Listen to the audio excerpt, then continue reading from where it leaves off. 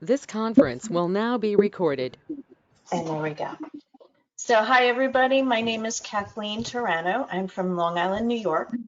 I have been diagnosed with sarcoidosis for, I believe it's 13 years this July 23rd. They do believe that I've had it for a long time. I have it pretty much everywhere except for my eyes and my kidneys right now. We've found white spots in my brain, so we're doing some more testing. I am one of the moderators for the National Online Support Group, as well as my fellow and close friend, Susie Torres. Hi, Susie. You want to say hello to everybody and give a little introduction? Sure. Hello, everyone. My name is Susie Torres, and I am in Utah, a little bitty city called Eagle Mountain. And I have sarcoidosis. Mine's a little confusing right now because my PET scans show that everything's clear except for my thyroid. But I have a lot of pain in my eyes, and the eye doctor says there's inflammation. But out here in Utah, we don't have a lot of doctors that specialize in sarcoidosis, so it's next to impossible to find out if you have it anywhere other than your lungs or lymph nodes.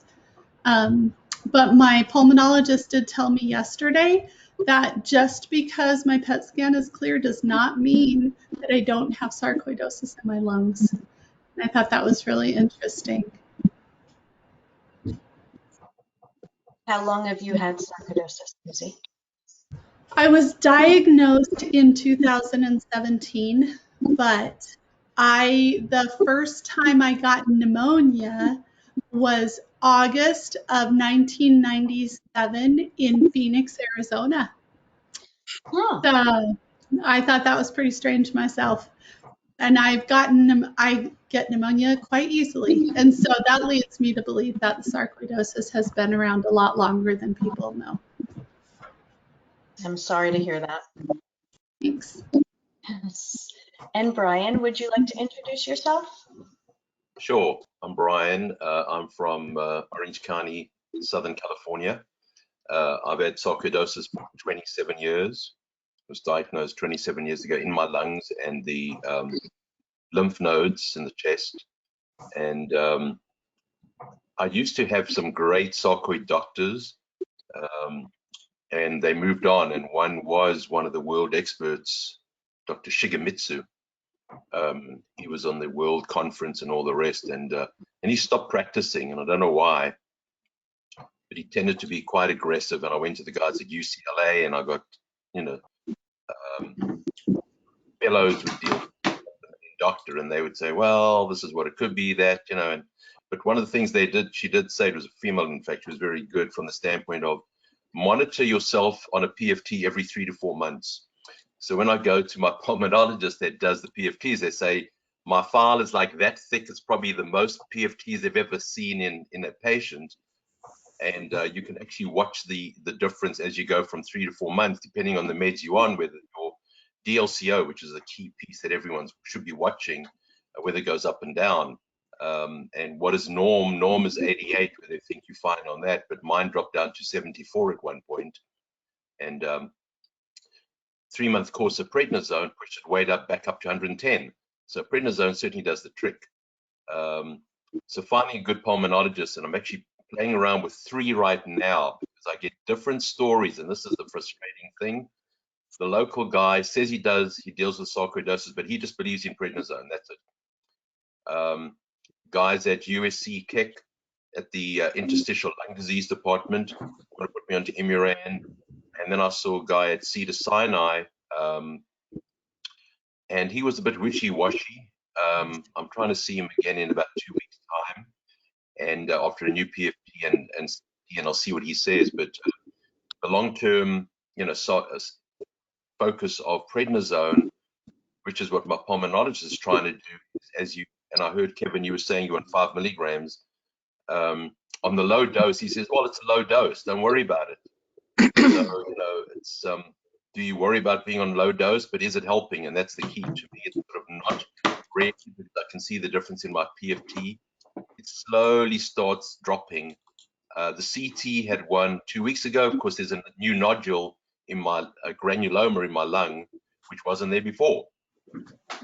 That's now been on 5 milligrams daily. So that tells me that.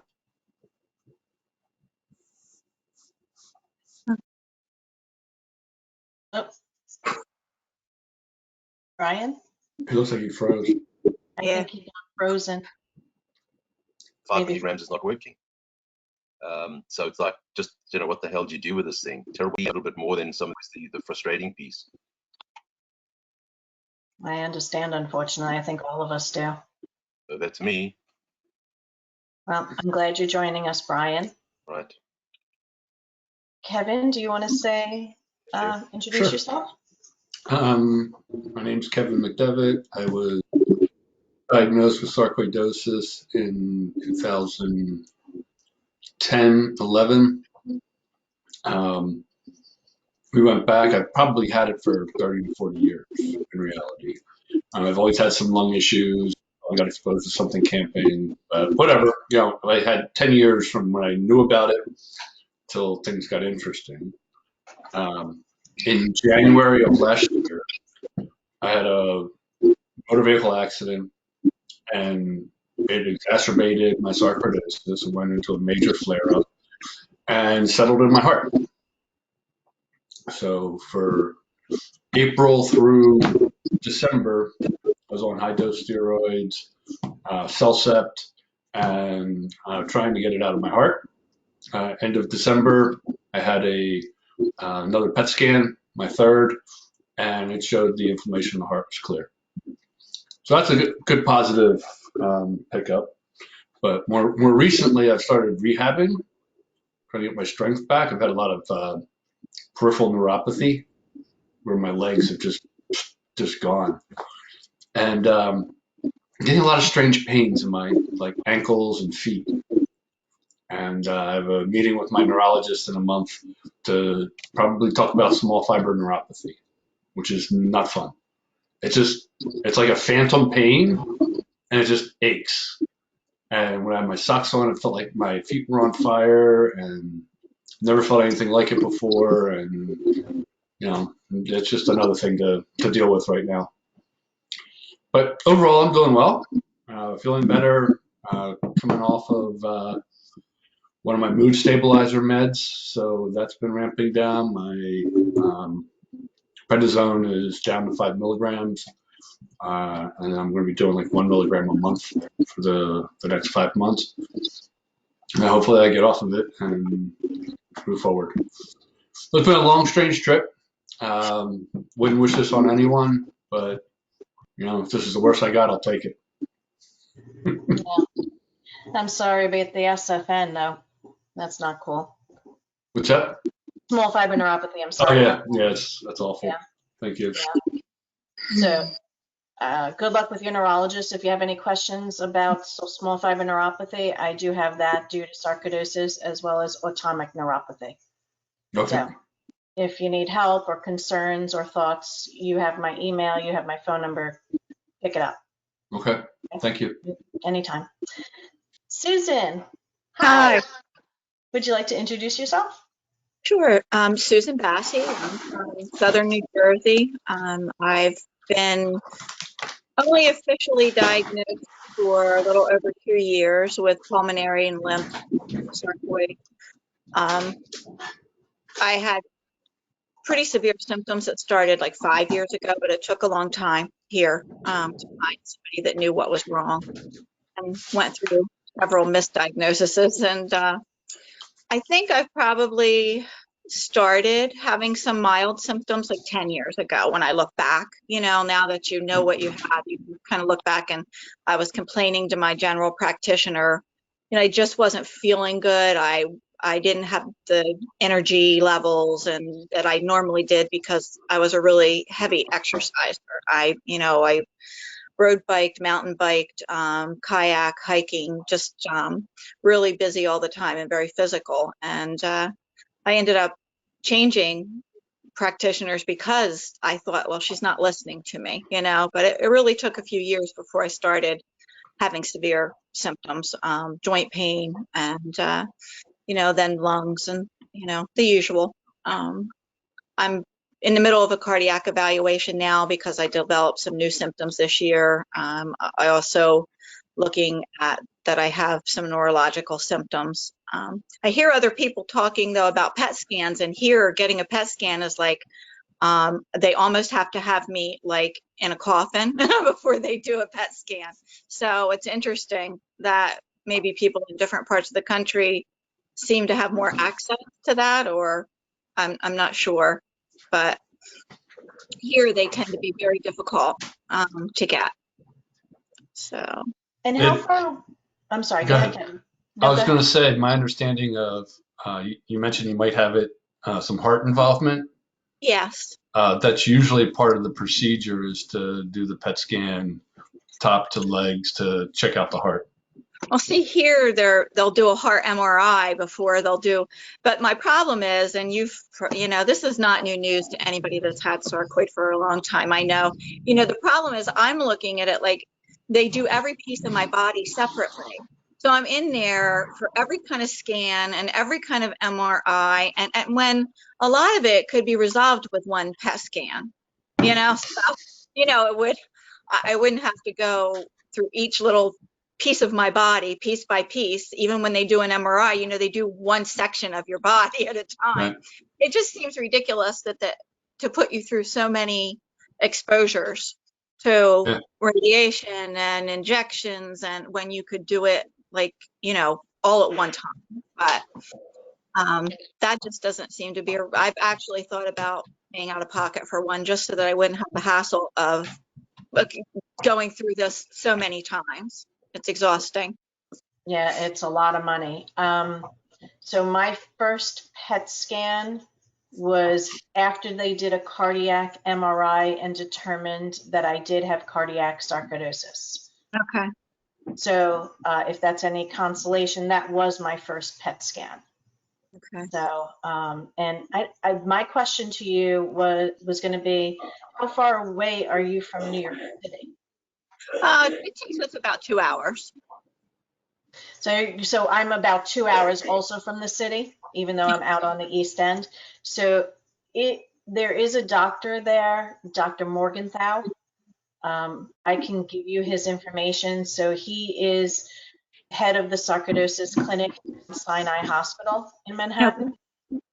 I'm going to tell you honestly, he has really no bedside manner. He's getting one. I think I might have seen him speak. Okay. Because I was looking for a new place to go that specializes with sarcoid. I go to UPenn, but my doctor, who was my primary, the rheumatologist, who was really excellent there and the lead for their sarcoid. Well, it's supposed to be a team, but it's really not. He left. So I'm kind of floundering with just a pulmonologist there, but her specialty isn't really sarcoid. It's interstitial lung disease. And I don't really there's nobody here. South Jersey is like empty of anybody that specializes. So I do try to go into Philly, but it's like hit or miss. And try Jefferson if you care. That's where I'm at. I put all my docs, all of my treatment into Jefferson. Okay. And they have a sarcoidosis program. It's just getting off the ground. And their lead doctor is Hello.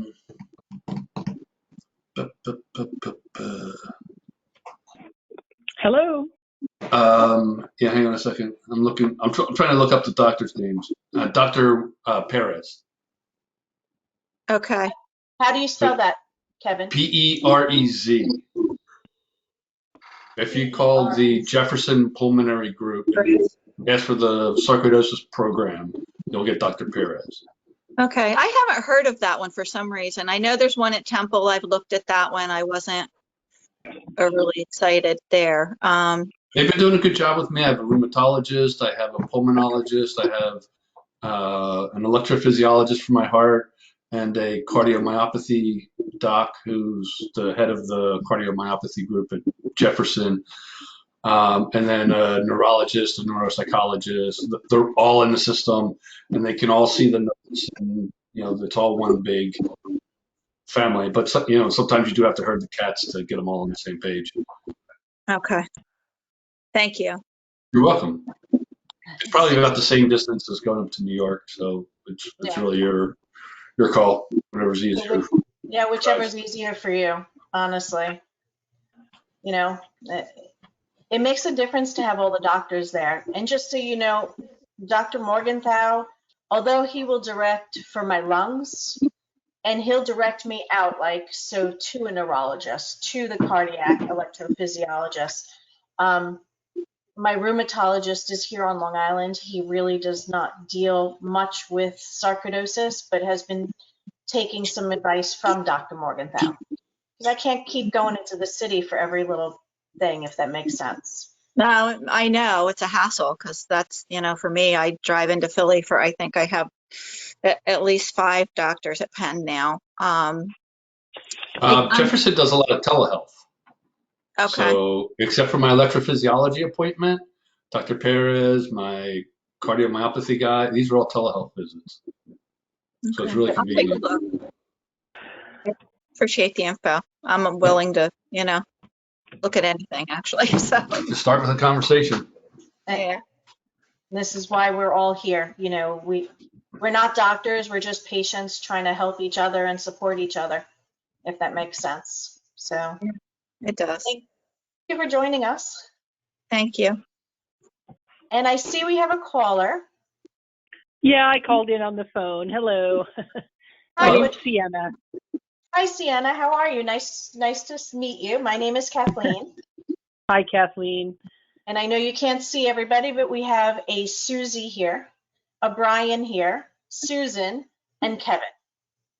Oh, great. That's it. What a great idea.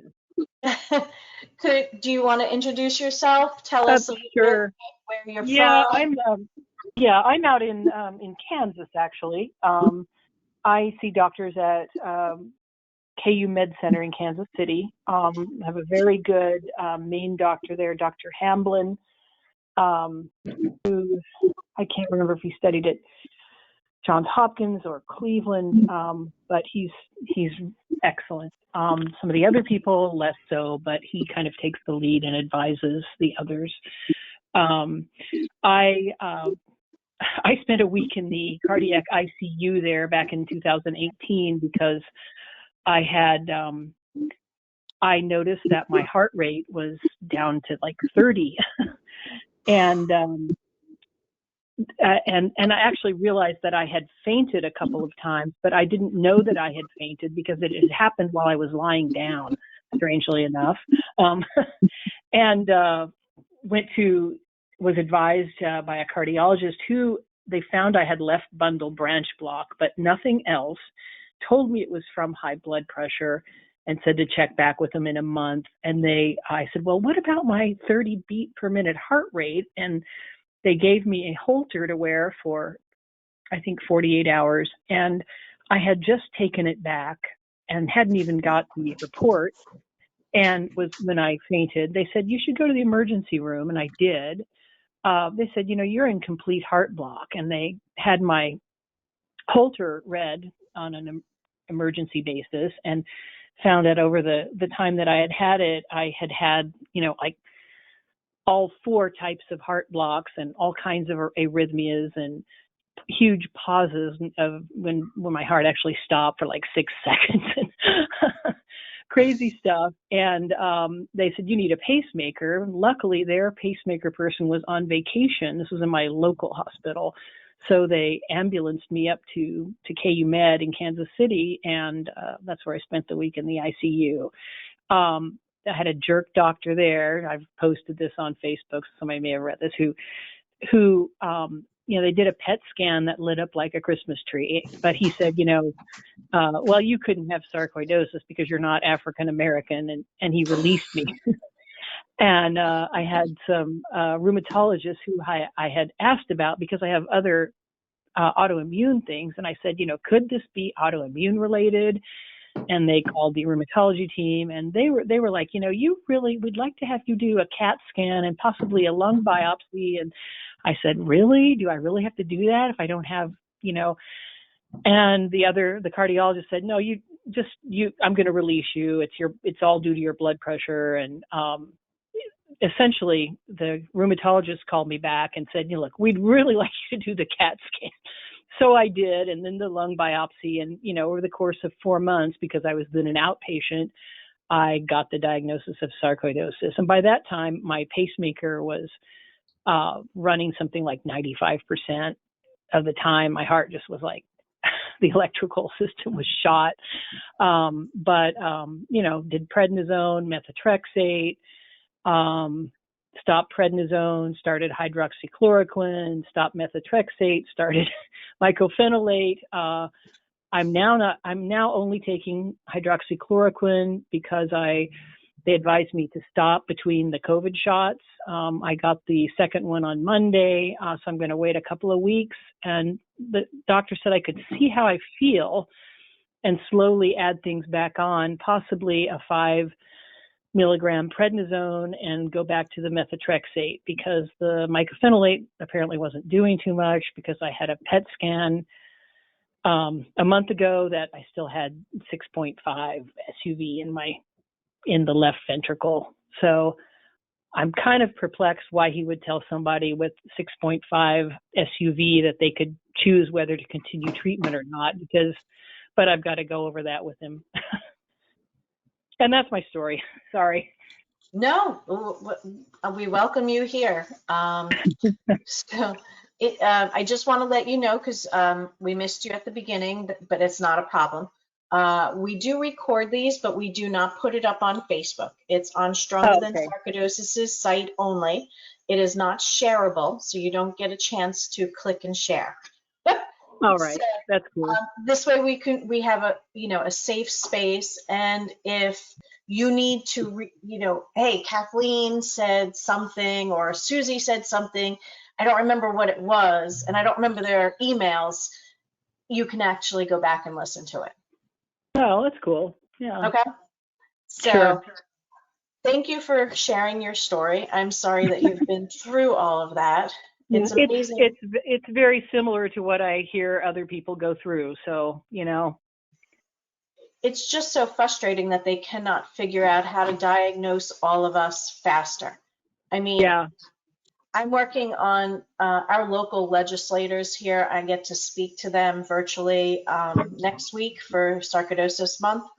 So Frank and I kind of do the circuit. We'll usually speak to senators during April. We'll speak to our locals as well. We usually get our proclamations, things like that. And, I was doing a little bit of research, and it's amazing because in my little county, so Susan will get a good kick out of this. So anybody who knows New York, we have 5 boroughs. So we have Suffolk County, we have Nassau County, and then we have other boroughs, and I'm not going to get into them, but I'm Suffolk County, so I'm on the eastern end of it. So I just looked up, according to 2019, our last numbers here in Suffolk County was more than 7,000 sarcoidosis patients. Wow. Mm-hmm. In New York, just New York State, it includes Manhattan, there's more than 20,000 sarcoidosis patients. And then one more really scary part for you here. In the whole United States, we now have more than 200,000. Only 30% of us are chronic, but that's a huge number, man. So you would think they would learn how to diagnose us. Any thoughts? Do you have those numbers for every state? I don't for every state. I looked it up. I could maybe find out for you if you would like me to find out what Utah is, and I would love to know, because our sarcoidosis support group has, I think we're up to 70 people. So it's like, it feels like nothing. And that's how people react to it, doctors and stuff, when I try to get them to get more educated. They act like, well, I'm the only sarcoidosis patient, so it doesn't really pay to research it, I will definitely research it for you. Thank you. No problem, but I can't believe those numbers. Anybody else have any thoughts on that? It seems unusual that one state would have 10% of the cases. And sure a lot of that is due to 9/11. It is. It Yeah. is. That's a huge, our numbers have been going up drastically since 9/11. So those, so from what I understand in working with Frank, and Frank is, Oh man. yeah, okay. He knows, he just, I'm like, wow, how do you even remember that? But anyway, so from the 9/11, even when we went to see the memorials as a sarcoidosis group, what we were taught was that firefighters get lung x-rays, I guess twice a year. Meanwhile, police and ambulatory people do not. So they cannot tell you whether or not those ambulance or policemen have sarcoidosis due to 9/11, but they can definitely say that it was the firefighters. Yeah. So, and so far, most of it is pulmonary. What was that, Susie? I was just being surprised by what you were saying. And that was very interesting. Yeah. It makes me wonder. So I was diagnosed in a roundabout way. They found I was actually diagnosed with dysautonomia, the autonomic dysfunction. And then I was diagnosed with small fiber neuropathy. And then I kept pushing. And so I finally got the sarcoidosis diagnosis. Now, 2 of my daughters have been diagnosed with dysautonomia. So it makes me wonder, should I push for them to get chest CTs? May I ask how old they are, Susie? Okay, so let me tell you, it shocks me that Frank remembers everything as sick as he is, because you're asking me what should be a simple question: how old are my children? And I have to think about. Same here. Don't feel bad. Thank you. I love my kids, but I'm like, I start doing the math. 28 and 34. Okay. Okay. So, and what are they coming? What are they showing positive for? They both have POTS, Okay. dysautonomia, postural orthostatic tachycardia syndrome. Yeah. I mean, it couldn't hurt to get a chest X-ray, right? You have it too, Well, Kevin? that's very interesting because my daughter also has POTS and Ehlers-Danlos. I have one child diagnosed with Ehlers-Danlos. I have another child I'm pretty confident has it, but he's given up on going to doctors because they always tell him that there's nothing wrong with him. Oh yeah. Okay, just sit right there. I think that was one of being diagnosed. Okay, so my initial diagnosis, I was not as scared as I was concerned, of course. And of course, back then we didn't have laptops or cell phones. So, I did it the old fashioned way by going to Google and the AOL service. But, I didn't think of it until I started getting more involved in advocacy about our children getting it, because they don't know whether or not it's, we always get the questions on, does your mother or father have cancer, heart disease? Where's the sarcoidosis in there? So I think, Susie, yes, if one or both of your daughters are starting to have the POTS, and I would push either one of my sons to do it. Matter of fact, I've pushed both of my sons. I've challenged them at this point. One's 26, going to be 27 in January, and the other one is going to be 25 in August. Oh, geez Louise. Yeah, so I have given them, I want them to get a blood workup to see where their inflammatory markers are. And if one of them has a higher than normal inflammatory marker, I'm going to get them to have a chest X-ray. Right now, I own their insurance, so I can push them into doing that. They don't live in my house. Well, one does, but the other one doesn't. So yes. What's your thoughts on that? Well, my inflammatory markers have never been abnormal. And so I don't have a lot of faith in blood tests. because most of my problems don't show up on a blood test or a CT or even a PET scan. My neurological problems don't show on a PET scan. And so it makes it really hard to get diagnosed. And now the most recent thing is my thyroid. That's the only thing that lit up on my PET scan. But the endocrinologist can only tell me it's not cancer. So then I turn around and say, is it sarcoidosis? And he's like, well, I've never seen sarcoidosis in the thyroid. But then it turns out they only test for cancer. They don't test for anything else. And so I asked him to please test for it. And he came back saying, well, the lab doesn't test for anything other than cancer. So we can't know. You know, I had something similar, Susie, and that's a good question for everybody. So start thinking if you had an oddball. So I had what they thought breast cancer, and they did a biopsy, a stereotactic biopsy. And at the time, I was relatively newly diagnosed with sarcoidosis, but I asked them to check for sarcoidosis, and they also told me that they do not check. And they said that would not be in breast tissue. However, if you look up, yeah, I know, because I went to Dr. Google. Dr. Google. And it does show up in every part of our body. Yep. So, I had my mammogram. My limbs, were swollen in my breast and my mammogram, and it's the sarcoid. Yeah. And there was something else. Talk about brain fog, right? That I was going to mention before we were talking. Susie brought it up, and I was like, I was going to interject, but my speaker was off.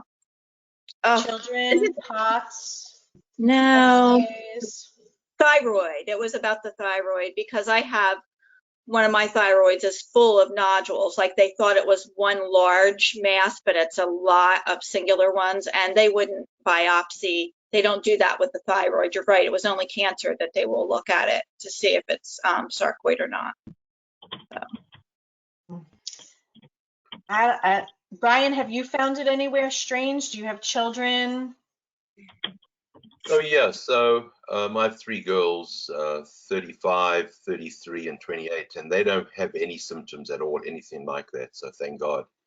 But one of the docs told me at Cedar Sinai that it will affect every part of your body, and as you've seen, Susie, it does not show on anything because that inflammation just occurs. So nothing will show the inflammation. That's the problem. So you could have these weird pains, which I've had over the years, and run through all the tests, like a pain in my left side under my sternum to the right, which would be like gallbladder, but I had my gallbladder out when I was, 40 or something. That's when they found that I had a sarcoid, in fact. And every test, PET scan, every damn test under the sun, and then 2 months later, it all disappears, gone. And then it would repeat itself again, like 6 years later with the same thing, and would be in the stomach. And I had, swallowed the little capsule camera all the way down to make sure there was nothing. And of course, and then I had another endoscopic ultrasound to look inside the lung from inside because nothing showed. And guess what? A week after that, all pains are gone again. No results. Everything's gone. And so, every time I go to the doctor, I feel like an idiot because there's a pain on my left side. I'm going to say, oh my God, it's the same process again. So it's very confusing because, you think you worry about something serious being there and you want to make sure it's not. And you don't know when not to go to that doctor because if I let it linger for a week or 2 weeks, and if it still persists, then I'm going to go visit. But here's something interesting. I would keep getting chest pain at my sternum every time I'd walk. It's been happening about 4 years now. I'd start walking as I'm going up a hill or maybe at the airport, walking faster than normal. The pain would start at my sternum and radiate up into my chest and all the way across into my left arm, but stop at my elbow. Would never go down. Of course, you think it's hard. I'd go for the nuclear scan, the treadmill. The pain would happen in the treadmill, but the treadmill wouldn't even flinch. So the heart guy says, no, doesn't see anything here. Great. Has to be your lungs. The pulmonologist says, no, has to be your heart. So you're caught in between. So I went to a new GP, I don't know, maybe 4 months ago. And I was telling him about this, and he says, "Do you have acid reflux?" I said, "Yes." And it feels like my stomach's being pushed up sometimes. And when this pain starts, I stop. It actually gets quite severe. I have to stop, and then it dissipates. And I may get that again when I'm walking. I walk like 2-3 miles. I may get it again. I may not. So I'm on the Protonics already for acid reflux. He says just double the dose. Take it in the evening again. Well, guess what? 2 days later, after I've been taking this, I start walking and no chest pain. Gone. Doesn't occur. So here's a guy after 4 years talking to these doctors, and I kept saying, I'm sure it's my stomach pushing up like that hiatus hernia, hits that hollow and drops again. They say, no, can't happen. Physiologically, that doesn't occur. It's either going to go up and get stuck. And so this guy thought, yeah, it seems like there's too much acid reflux and your stomach's pushing against it. So that's actually what it is. I'm going to a new gastro guy next week and see what he says, but I've been doubling up my Protonics and that pain does not occur. So, there again, you go with this. I've had it for 4 years, and every day I'd walk, I'd have this damn pain, and you worry that it's going to be a heart attack and you're not doing anything about it. And just shows that all these other things are unrelated, but something's triggering it. Just don't know. It could be the sarcoidosis. We don't know. And So very interesting. I had a similar experience. I don't know if there's an episode that I did recently on Sarc Fighter, the podcast, where I talk about, I'm not sure how much detail I gave in there, but I actually finally got diagnosed with acid reflux. But before I got diagnosed, I ended up in a mental hospital because I became suicidal because everybody kept telling me, the doctors couldn't find anything wrong. And where yours was you would go walking, mine was I would go to work. I worked in a call center dealing with the stock market. And every time I would put my headset on and start working, I would get this horrible cough. And it was because somehow the stress of my job was activating the acid reflux. But it took a psychiatrist in a mental hospital to diagnose it and give me a pill that would get it under control. It was ridiculous. I have just a question for everybody, if you don't mind. I know I have acid reflux as well. Kevin, do you? Yep. Susan? Yes, absolutely. Yeah. I'm taking a proton pump inhibitor. Yeah. Pantoprazole. Yeah. It's the same thing. It's just too many meds in there in the morning. And, the mycophenolate, it's like hit or miss whether it makes me want to throw up or just get nauseous or get back to bed, or everything's fine. So every day is different. Yes, I definitely have stomach upset. And Susan does. Sienna, do you? I don't have acid reflux, but I do have a hiatal hernia that they found on the, when they've x-rayed me and things to find the sarcoidosis that I didn't even know I had. And I have had, I heard the gentleman talking about the recurring pain. I have had pain, kind of chest pain under my left breast for many, many years, and I still have that. So, back many years ago, I lived in another country. I actually went to the doctor thinking that it was something to do with my heart. And I wonder, it's kind of some things that could be related to the sarcoidosis started about that time too. So, and I heard someone talking about, the different, I just spaced it out. Talk about brain fog. We're all there. Yeah. My sarcoidosis doctor said that, even if you don't, well, first of all, a lot of people that go to the Mayo and the Cleveland and everything, they get these full body scans. They don't do that where I go. So I don't know where I could have it elsewhere, but I have symptoms that could be related to peripheral neuropathy and, other things, definitely some skin stuff. And, my doctor said, it's highly likely you have it in lots of different places. Just, if you have it somewhere, because it is a multi-system thing. So for whatever that's worth. And I found my general practitioner, who is a internal medicine guy, is really, he's thought of some things that the specialists haven't thought of, like back when I first came out of the ICU and I just went to check in with him and tell him what happened. Basically, he had me get tested for Coxsackie virus, and it tested positive. And the specialist didn't even care about those results until last summer, and I still had a PET scan showing inflammation. My doctor said, "Gee, maybe we should test you for Coxsackie virus." I said, "Well, 2 years ago they did that." So, sometimes the GPs have a sort of a broader view than the specialists, I think, if they're good. Yeah, I agree with you. Sometimes they are a little bit better.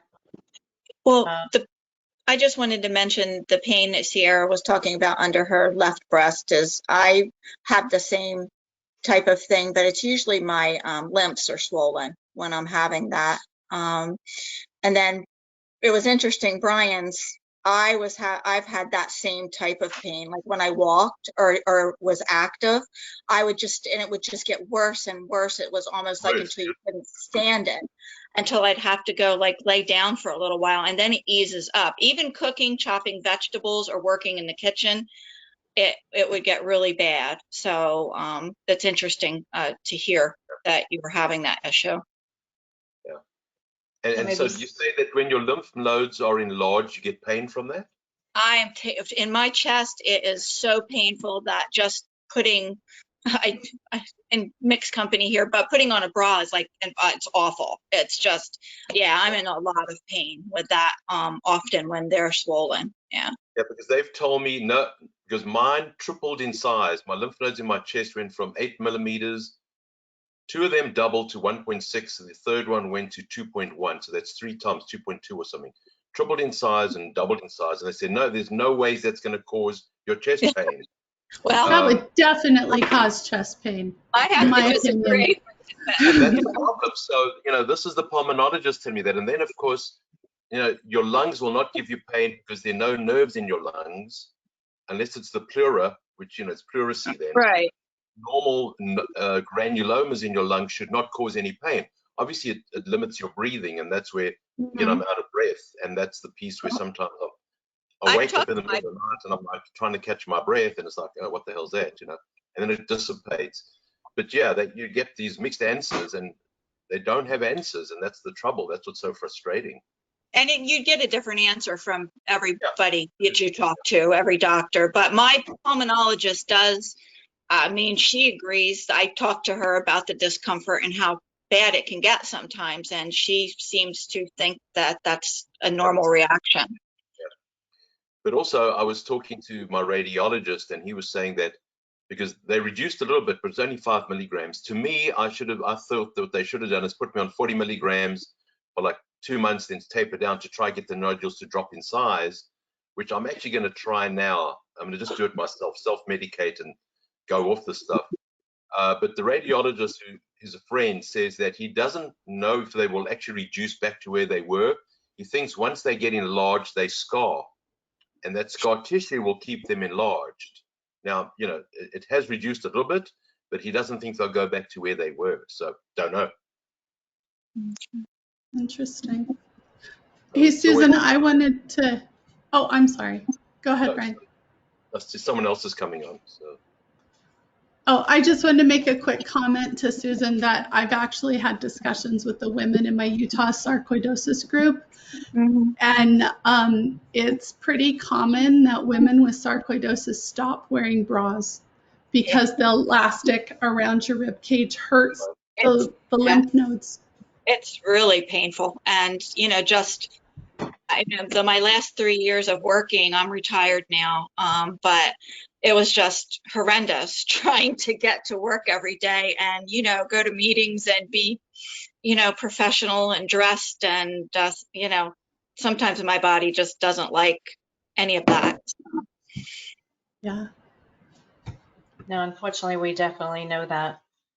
So it looks like someone's coming in, but I don't see anybody yet. So we'll just continue. So how have you guys been celebrating Sarcoidosis Month? I'd like to know, maybe, you don't have to say anything. You could just say, no, I haven't done anything yet. It could be just having some dinner and talking to friends. Have you celebrated it at all, Miss Susie?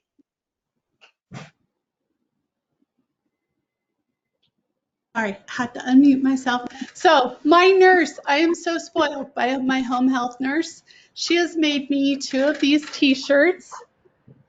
See, don't let sarcoidosis ever dull your sparkle. I And love them.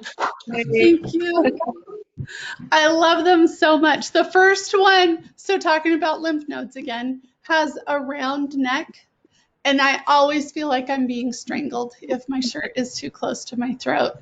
And so I was like, oh, I wish it had a bigger neck. So she made me another one. I was like, oh my gosh, you are so awesome.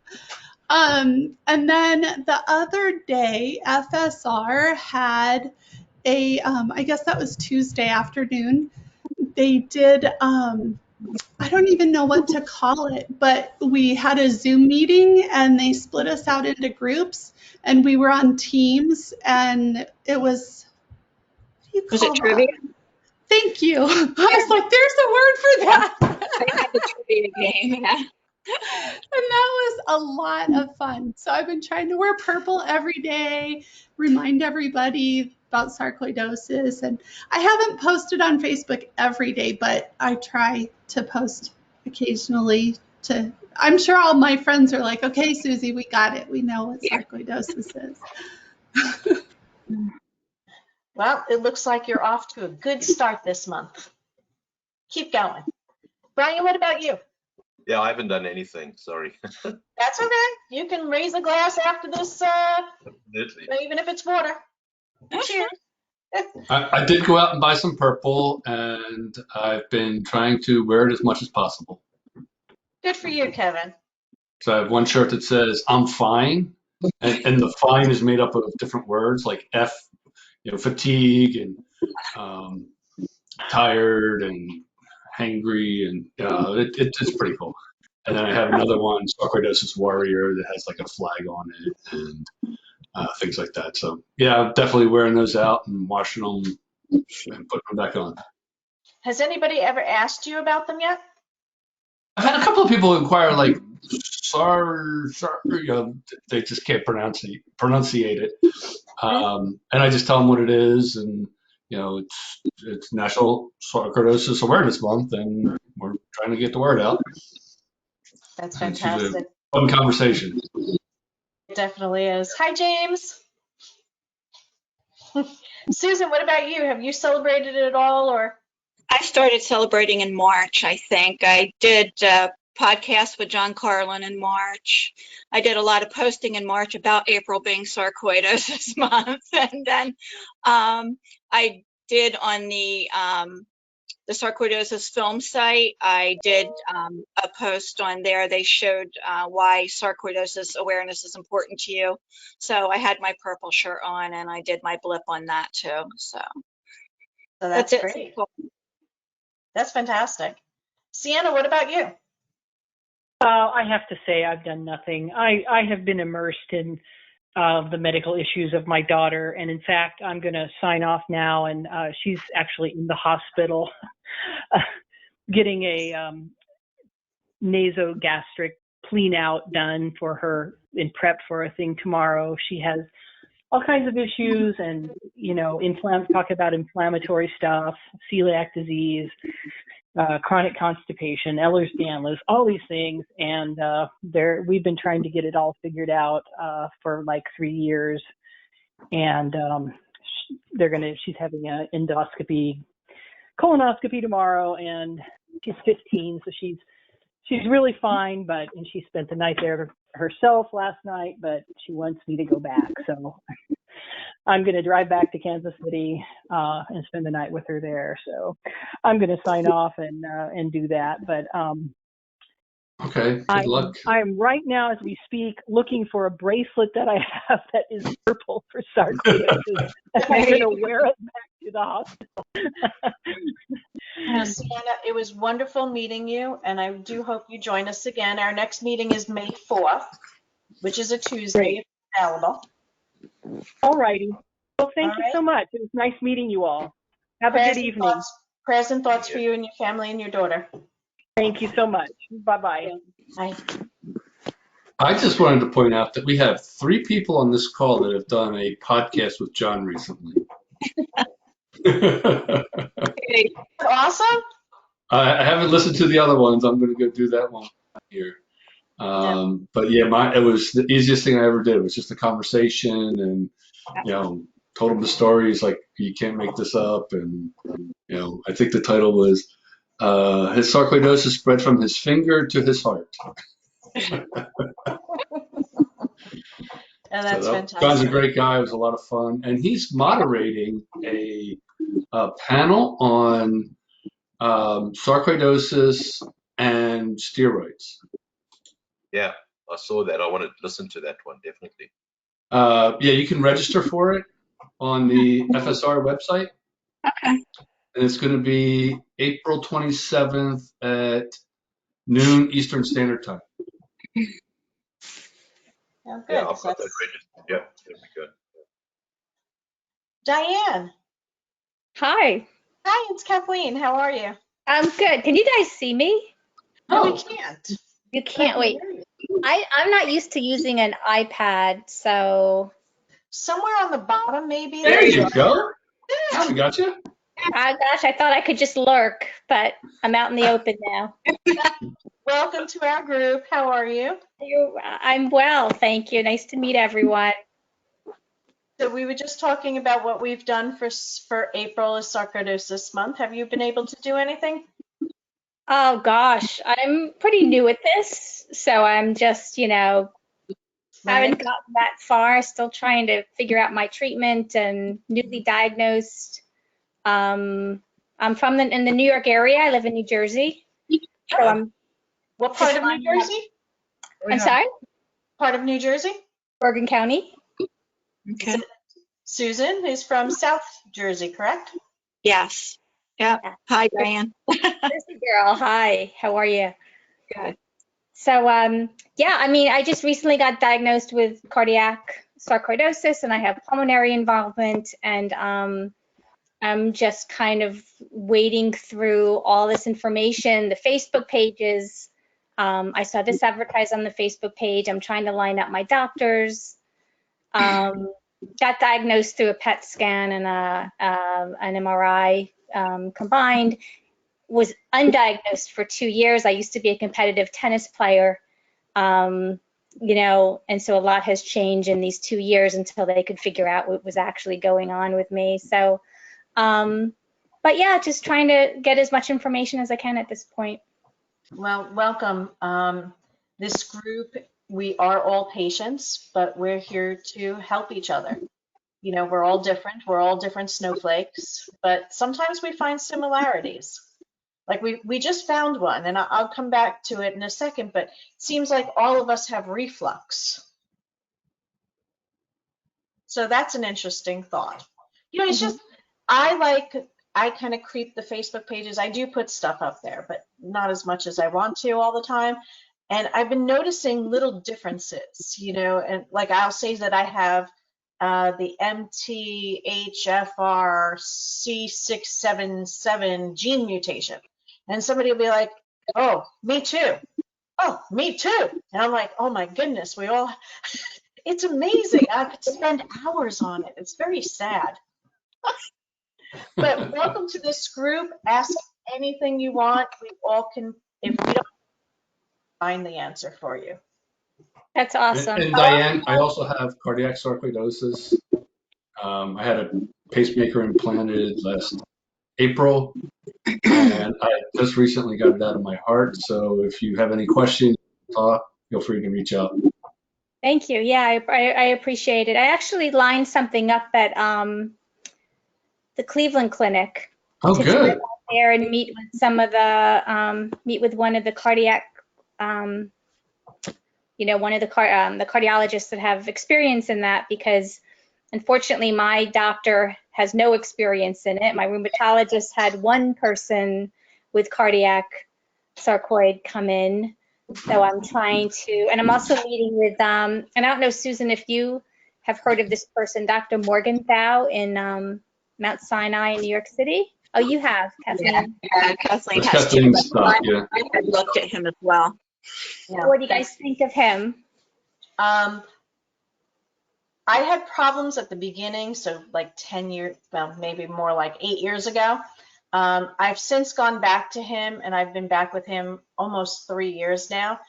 And although he has, I'm going to pre-warn you, he does not have a bedside manner. He is getting better. Okay.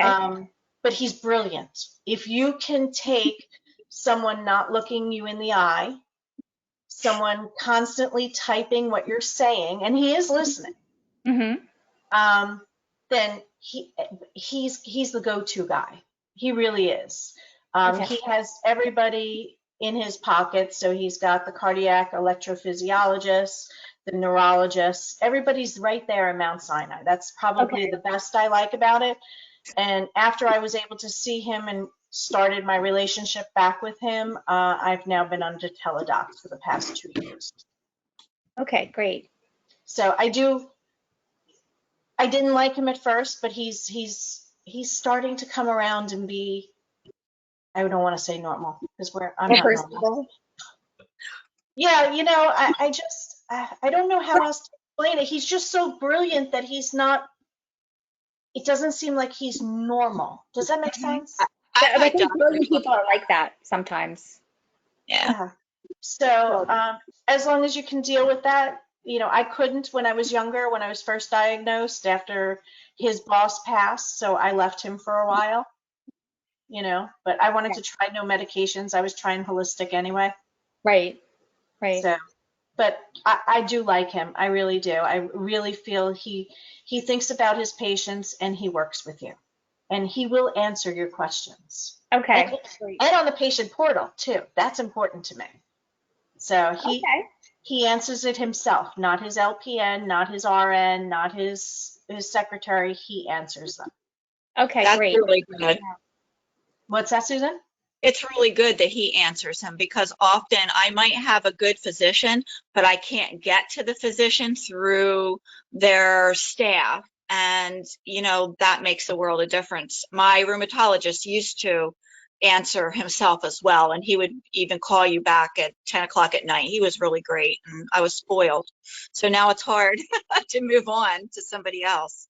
No, I agree with you. I had a great pulmonologist, and I've been, even though he's a pulmonologist, I'm looking for someone that's closer as well, that he can control like a puppet. Yeah. Be the puppet master, so to speak. So the current one that I am trying out second time round, we're having a little learning curves, and I'm not one to normally speak up, you might think that I am, having sarcoidosis for so long. But I guess doctors intimidate me, even though I worked for them. So I don't know why, but I guess I was just raised that, hey, they went to school for 8 or 12 years, so they're a heck of a lot smarter than you. But I'm with a lot of friends that I have, Susie, Frank, Cheryl, Carrie. They're kind of pushing me to make a little bit more noise politely. So I'm getting there. But It's hard to learn to do that. It really is, Susan. I don't know if it's a girl thing, or I don't know, or it's just, I think Susie, it's a female thing. how do you deal with that? I don't know. You know what? It's funny because I feel very confident doing my job, or doing other things. And it's true that I get in front of the doctor, and especially if they're talking fast, and especially if I'm by myself, not able to write anything down. And you're right, all of these things, all of these questions I wanted to ask, all of a sudden they seem to kind of brush it over. And I came out of my meeting about a week and a half ago with my rheumatologist. I was so disappointed about how I handled myself. And I came and there was one of the Facebook posts that someone wrote about how he's fired these doctors. He's been very aggressive with his care, that we need to do the same thing. And I think I wrote underneath, I needed that today, because that the same experience just happened to me. So yeah, I think you just kind of ebb and flow with that, and you just kind of try to do better next time. And Yeah, Diane, I think I finally got something down pat that works for me. So it's not anything for you guys. If you want to take it, it's fine. So before my appointments, I've been typing up questions that I have. Kevin, I think that was from you and your board. So I think you're rubbing off on me. So that's a good thing. So I had 10 questions today. I know. I had 10 questions today for this new pulmonologist. And pretty much what I told him is, listen, we're learning. I'm a dance teacher, ballroom, ballet, tap, jazz. I said, listen, we're learning our new dance. We're new dance partners. So I have to ask you these questions. So I called your office and I left a message with the staff. They never called me back. Is this normal? Do you want to know that they didn't call me back? And he's like, yes, by all means. So I just went over piece by piece by piece. And it was a good meeting. I was like, oh, good job. good for you. Yeah, that's the way to do it. You know, it's a thought. I know that they only give us so much time. But I said to him, I can get through 10 questions in 5 minutes as long as you can answer. If you can't answer, then we're going to be stuck a little longer than that, and you'll be stuck in this room a little longer. It's a dance. We have to dance with them. James, hi. How are you? Good, thank you. How are you feeling? Very good. Well, my celebration, by the way, was my 70th birthday in March, so I made it this far. Happy birthday. Good. Thank you. And I was going to tell Diane that I'm also a cardiac sarcoidosis, well, I guess refugee now, but I about 2 years ago got diagnosed, and I had a year's worth of prednisone, starting with a big dose, and I'm down to 3 milligrams now, so I'm almost completely off of it. And as Kathleen has taught me to say, by the way, this group has been totally invaluable, but as Kathleen has taught me to say, it's dormant now. It's, they can't find it anymore in any scans. And as a result, my health has gotten so much better. So, and my heart is back to normal. I can do the athletic things that I did before. I don't have the same capacity, but I don't have atrial fibrillation anymore. So, yeah, I have a permanent monitor as well, just like Kevin does. So you got an ICD? Is that what they call it? ICD, exactly. And just to explain that real quickly, it's actually a little bitty AED. And I'm a cyclist, and I go out in the boonies, and if my heart ever stops, it's a lot faster than the ambulance getting there. Yeah. But it also gives you a boost when your heart is not in rhythm or not in phase and all that. And it sends it phones home every month. And my doctor sent me an email a couple of weeks ago. It says, I haven't had AFib since last October. So that's huge. That's huge. Yeah. That's awesome to hear. Yeah, I just wanted to give you some encouragement, not bragging as much as that, I didn't know what was going to happen at all. And, it was a good story, I would say. But my rheumatologist was a hero. He really knew what he was doing. And fortunately, I wasn't his only sarcoidosis patient. So, yeah. I'm on the left side, by the way. James, I wanted to thank you for sharing your story a few calls ago, because that place and hearing I had cardiac sarcoidosis and it's clear now. I mean, it just gave me a lot of hope. And then in December, mine was clear. So that's great, Kevin. That's really great news. Yep. And I'm tapering my steroids. I'm down to 5 now. I had a question for you. How many are you doing? 1 milligram every month, or? Right. Well, okay. It went in 5s down to what was it, 20? and then 20, it's yeah. going down in ones, or twos or something. I feel that it's almost 2 years by the time I get done. Yeah. And, And when you got below 5, did you have any lag in your adrenals coming on?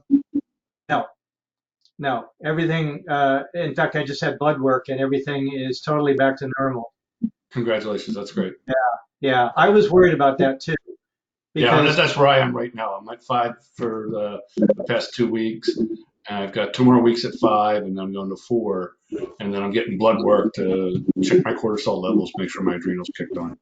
so what I learned from this group is your adrenal gland shrinks when you take heavy steroids, Yep. and you have to let it grow back and function again because it's been lazy, and that's why you do that slow taper, and that's why you can't just cold turkey with. Right. It's very dangerous, Yeah, right. both psychologically and physically. Yeah. Especially psychologically. You say Yeah. your cardiac sarcoid clears up. Does that mean your the ejection fraction gets normal? I mean, what does that mean when they say it clears up? Does the scar, any scar So or what? they monitor my sarcoidosis with PET scans. Right. So I did the normal progression up through cardiac MRI and then a cardiac PET scan, or a complete body PET scan, and they found it in dozens of places, particularly around the heart, a couple of nodes in my chest, and around a operation I had under my belly button for hernia repair. So they could see the inflammation where it's active. And when I first got the scan, it lit up like a Christmas tree. Right. And then the second scan, it was about halfway through. So the numbers they use are called SUV, standard uptake value, which is how much of the radioactive sugar that tissue is uptaking. It just gives off that radiation, and they have a feel that there's inflammation going on there. So in April, I was, the worst one was 7.1. And then by July, it was 3.1, but I still had cardiac sarcoidosis. And then by December, it was negative. So it's just blood in there. There's no uptake of sugar. Some of the nodes, my hilar and patriarchal nodes, still have some activity. So there's still some inflammation there, but that's much less serious than cardiac sarcoidosis. So my doctors got me on 40 milligrams of prednisone, and I stayed there until probably November when I started tapering. So I actually started tapering before I knew I was clear, because I was just fed up with the prednisone. I couldn't take it anymore. It's such an awful drug. Such a wonderful drug. The 40 milligrams for how long? April till November, so 7 months. And it was rough. I mean, by May, I was a lunatic. And I started taking Depakote for mood stabilization, Effexor, and something else for mood elevation. And we're starting to taper those down now because the prednisone's low. So this is my first week off of Depakote mood stabilizer. And I'm starting to taper the Effexor next, because that's when you can't stop cold turkey. Yeah. You need to taper it down as well. So it's been an interesting ride. I'm hopeful that by the end of this year, I'll be completely off prednisone, completely off the antipsychotic meds, and hopefully you can drop a couple of the other ones and just be on like folic acid and metoprolol for your heart and baby aspirin. That's my hope. I may or may not need to keep the Cellcept going. That's my rheumatologist and heart doctor's choice of steroid-sparing agent. Mm-hmm. So that's I'm taking 2 grams of that a day. So 400 or 500 milligram tablets, and it's been working. What is that one called? Cellcept, mycophenolate. Okay. So it's actually an anti-cancer drug. So you have steroids, the prednisone. And then what they try to do is they try to get that in to reduce the inflammation all around your body. Then the negative effects start coming. So they start introducing steroid sparing agents. This default number 2 is methotrexate. Methotrexate, right. And a lot of people have a bad reaction to it. I had a bad reaction to it. It was really damaging my liver. So they took me off of that and put me on Cellcept, Okay. which interferes with fast-growing cells, which is the inflammation and the immune system. So it is an immune modulator. They were really concerned about COVID and things like that because your immune system is basically trashed. There's not much left of it. So was really careful during the pandemic and just follow doctor's orders. But for me, it was also looking at homeopathic things like diet, whole foods, organic foods, grass-fed beef and chicken and things like that. All those things I was always like poo-pooing because a chicken is a chicken, right? Well, no, those antibiotics and the growth hormones and everything they put in, it's not the same meat. And then you end up consuming it, and my body doesn't react well with it. So I've actually gotten probably as much result from the diet change as I have from the medication. Wow. I was able to go through my prednisone route without gaining weight, which is beautiful. I was really happy with that. Yeah, Still have a bit of moon face, but that'll start going away soon, I hope. I know you just said the metoprolol you were on for your heart. Yes. Were you on any other heart agents? No. Folic acid, which is that's nothing. No, nothing else to slow my heart rate, just the metoprolol. That's a beta blocker. Yeah, I know. I'm on the Inderal and Cardia XT, so the extended release, because I have cardiac sarcoidosis too. James, what about you? Were you on any cardiac drugs? Just blood thinners, which is Eliquis now I'm taking.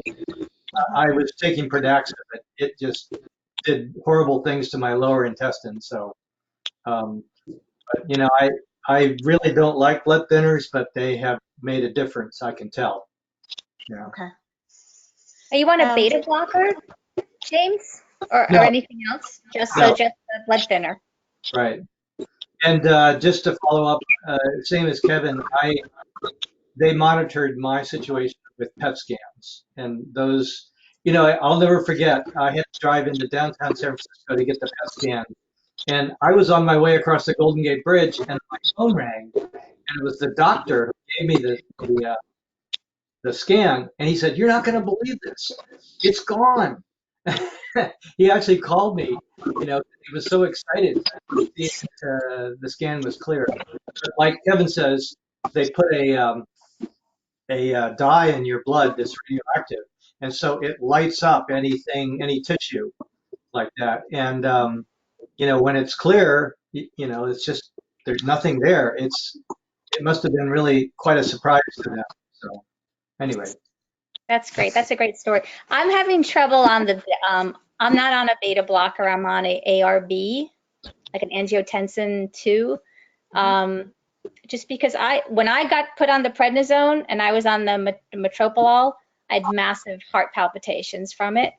And so they had to actually start dropping me out of the 60 milligrams that I was on. And I switched to that angiotensin, which helped a lot. But I don't tolerate exercise-wise. I do not tolerate heart medication. I've tried all different kinds, and I basically hit a wall. I can go walking and hit a wall. I have low blood pressure. I have a low heart rate anyway, and I think it just affects me. So I'm always just looking or asking people what other things they're taking that doesn't affect their ability to just go for a fast walk, and not walk like I'm literally walking like I'm in my 80s, walking around the block. I'll do a half hour. I literally will do it a mile in 25 minutes. So it's, it's not like I used to do it. Right. So Diane, I also had bradycardia, which is a low heart rate. Mine was 37 resting. And wow. Yeah, that's pretty dangerous. And Yeah. they put the ICD in, and what's happened now is because the sarcoidosis is gone, my heart doesn't even use the device anymore. And we tested that by lowering the threshold. It was set to 55. They set it to 50, and now it's 55 on its own. And I don't have any help from my device. So it's interesting. Yeah, and I've not heard good thing about beta blockers. I don't know what they are or what they do, but they seem to be one of those things that either works or it doesn't. I'm not sure. Essentially, it slows your heart rate down. Ah, So if you're at 85, it might take it to 75 on a okay. normal basis. Well, that wasn't my problem. Yeah, I had my ICD set all the way down to 40 because when I was sleeping at night, my heart rate would come down and it would start pacing me and I could feel it. Hmm. So, and I'd watch, my Apple Watch would go down and flatline at 60. Hmm. So we moved it to 50 and it would go down and flatline at 50. And when I'm sitting there, I can actually feel it kick in my heart. So now it's set at 40 and I almost never get down there. So you have a little bit of adjustment with it. They can do all the settings. They go down, hang a little thing around your neck, and then they can access it and make all the changes they want. Yeah, it's interesting you talk about that. I mean, mine resting is about 48, but I'm on a beta block and it's a beta, and I think that causes it. But I'll wake up in the night, I feel like I'm having a palpitation, but it's only 60. But there's a difference between 48 and 60, and that's what I feel. So I feel that increase, and I have one of these little cardio EKG monitors that's a 6-lead. You put it on your knee and your thumbs, and it does a 6-lead EKG, and it will say bradycardia, and then normal, but I've never got it to do atrial fibrillation. So at least I know I'm not getting to that level. So I think what's happening is it's either lack of, I'm going to go for a sleep apnea test next week because pulmonologist thinks that somehow I'm snoring at night, and then what happens is your heart says you need to beat faster because of the lack of oxygen, and that wakes me up, and I feel like my heart's pounding, but actually it's not pounding when it's only at 60 or 62. But your body feels it because when it's 47 or 48, it's definitely much slower. So it's definitely Peripheral neuropathy can also cause that. That's I started seeing a heart rhythm specialist for tachycardia, and the beta blockers didn't work for me, and so I'm on Corlinor. It's a heart failure medication, but I would wake up. So I was going to therapy for years because I would wake up out of a dead sleep in a panic attack because my heart is racing, and the heart rhythm specialist says that it's just because my heart decides to take off while I'm sleeping and it wakes me up. And actually, Brian, I'm heading to a sleep. They're going to do a home sleep study. Okay. Kind of the same thing. Here's something interesting. So I don't have sarcoidosis of my eyes. However, I don't know if you guys saw a couple of weeks ago, I had a problem with my left eye. So it was literally, I went for a normal eye doctor appointment. They dilate you and the whole thing. And I said to the doctor before they even dilated me, I said, it seems like something's in my left eye. Can you look? He looked, he didn't see anything. Okay, so they dilated me. I went home. It kept getting worse. So of course it was a weekend, so I had to wait Saturday and Sunday. So Monday I called them, I went in. He says that I've been sleeping with my eyes still slightly open. So he says there was a scratch straight across, and it's the only way it could be noticed is because I'm sleeping with my eyes open. I go, how can I sleep with my eyes open? I barely sleep. So yeah, the sleep test between the heart and everything else, it's going to happen this week. So are you doing it in a facility or at home? in a facility. I got it in at 9 o'clock. And then they said, you just leave at 6 in the morning, but it's at my pulmonologist's office. He actually has a sleep center as well. So there's 2 rooms, she said, that they use for testing. So okay, see what happens. What about you, Kevin? But I had a question for Jane. Oops, sorry, Brian. James, what area is your do you see a pulmonologist for your sarc as well? Me? James. James. Actually, I'm sorry, I was on mute. I had 3 doctors. I had a cardiologist, a pulmonologist, and a rheumatologist. And I belong to Kaiser, which is a big HMO on the West Coast. And those people worked together. They were amazing what they came up with. And my cardiologist is really the one that zeroed in on the sarcoidosis. She was familiar with it. But the pulmonologist, that's where I started. They found a nodule in my lung, and I had a bronchoscopy where they biopsy, and it came up negative. So I thought, oh, good, I don't have that sarcoidosis stuff. Well, it was just hiding. But yeah, I had a pulmonologist as well, and all 3 of those doctors were amazing.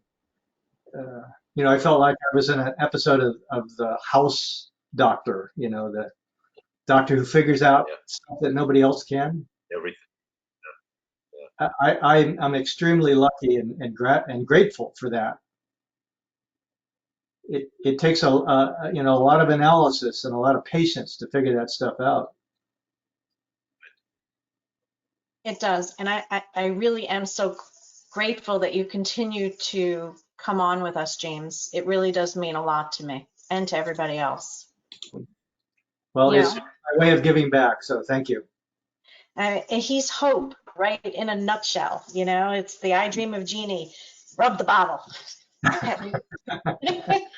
So, because we all want that kind of diagnosis. You know what? Hey, you're in remission, or you're just dormant. Hey, I'd be so happy for that, and I'm sure every single one of us would be. Yep. But I also have a lot of respect for you, Kathleen, and people like Kevin that have been doing this for a long time. Your travel is so far above mine, and I just can't believe how you've endured through all of this. And you also give back in many, many ways. So I want to thank you for what you do as well, you and the entire ANCAN organization. Yeah, they're fantastic. And Susie being here with us every single time. I really consider I have my family here that I live with. But you guys are my family too. You're my brothers and sisters. Just because we weren't born from the same woman doesn't make a difference. We know what each other's going through more than anybody else could possibly ever. And, I value your opinion and your thoughts, James, and everybody else, and thank you so much for continuing to join us. So, but instead of leaving on that note, I just want to tell you all that, being Sarcoidosis Month does not mean that you need to shout it from the rooftops. Even if you just explained it to one person new, if they saw a purple ribbon, I always wear my purple ribbons, and sometimes I get, what's that for? And I will tell the person. There was a time, and Susie remembers this, when I dyed my whole head of hair purple. I was 5 colors purple, and you know what? I rocked that, okay? So I would get out of my car, and little kids would look at me and go, "Are you a superhero?" This is pre-COVID. So I would go, "Give me 5." And we would do 5, and I said, "Now you're a superhero. Go heal the world." Each one of us make a difference in somebody's lives, and we have to remember that, because I've had some dark days since our last time. So, and I know there's a couple more still in my path, so to speak. But I know that I could reach out to any one of you, and I know that I should be here, and so should all of us. And Susie, I really applaud you, because I've actually thought about putting myself in a couple of times, and it wasn't due to prednisone, probably medical professionals. My latest, Kevin, you'll get a good kick out of this. So my latest thing is I definitely have medical PTSD, because just talking to the doctors, I want to wring their necks half the time, So I added that on. Put that on your disability claim. I got my disability, so thank you so much for helping me with that, Kevin. Yes, yes.